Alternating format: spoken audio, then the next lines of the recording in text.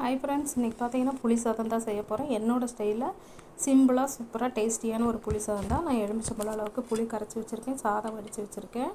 அந்த புளி ஊறினதுக்கப்புறமா கரைச்சிக்கலாம். இதுக்கு பார்த்திங்கன்னா தாளிப்புக்கு மைசூர் பருப்பு, பூண்டு, மரம் மிளகா பிச்சு வச்சுருக்கேன்.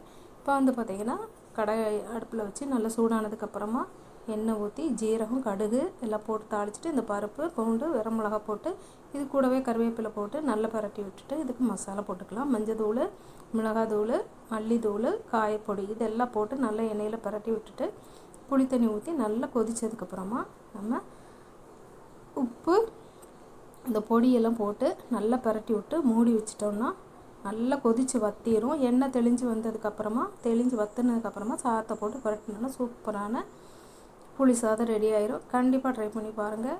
ஈஸியான சிம்பிளாக ஒரு டேஸ்டியான புளி சாதம் ரெடி. பிடிச்சிருந்தா ஒரு லைக்.